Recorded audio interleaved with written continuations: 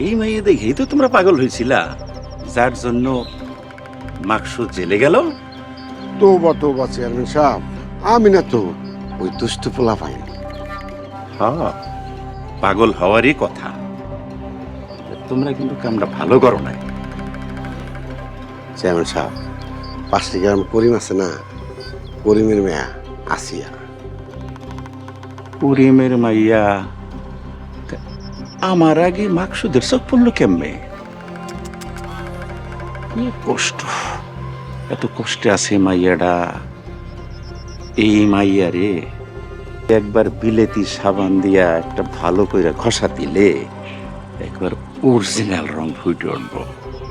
যে কেউ দেখে কইব ভোরের শিশির ভেজা ফুটান্ত রক্তিম লাল গোলাপ।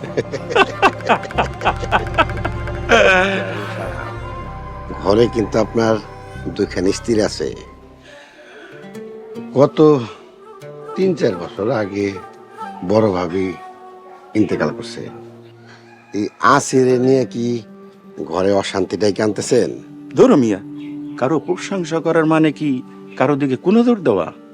তোমাকে মন খুব খারাপ, খুব নিকৃষ্ট, একেবারে নোংরা। চলো চলো যাই।